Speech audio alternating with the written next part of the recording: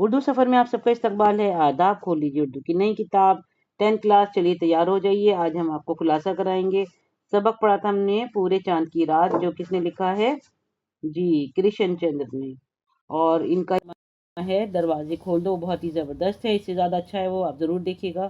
اردو سفر پر ہم نے اپلوڈ کر رکھا ہے۔ الفاظ معنی سمجھ لیتے ہیں۔ جب آپ کو الفاظ معنی آ جائیں گے تو آپ کو خلاصہ اور تشریح کرنے میں بالکل مشکل نہیں ہوگی۔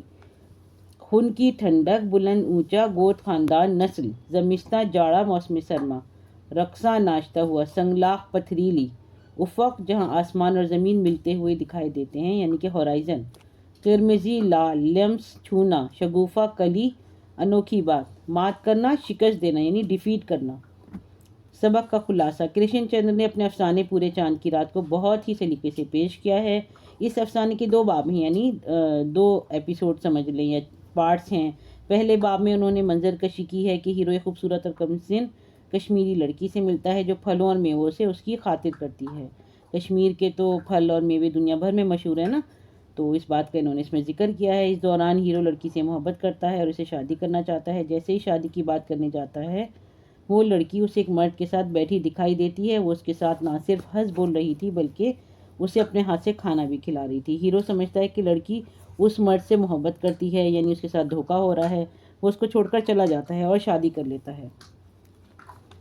قریب 50 سال کے بعد وہ پھر اسی جگہ لوٹ کر آتا ہے جہاں وہ عورت اپنے بچوں کے ساتھ ایک مکان میں رہ رہی ہے۔ ہیرو کو اس بات کا علم ہوتا ہے کہ وہ لڑکی بھی اس کو پسند کرتی تھی اور وہ شخص جس کو وہ لڑکی اپنے ہاتھ سے کھانا کھلا رہی تھی وہ اور کوئی نہیں بلکہ اس کا سگا بھائی تھا۔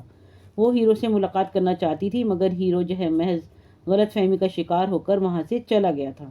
اب دونوں کے بچے بڑے ہو چکے تھے۔ مصنف نے کشمیر کی منظر نگاری بہت دلکش انداز میں کی ہے۔ جب اس کو پڑھتے ہیں تو پورا کشمیر کا منظر ہماری آنکھوں کے سامنے گھوم جاتا ہے۔ یہ ہو گیا اس کا چھوٹا سا کام یعنی کہ خلاصہ، سمری۔ لیکن ابھی ہم کریں گے تشریح۔ آپ کو ملے گی صرف اور صرف اردو سفر پر، دیکھنا نہیں بھولیے گا۔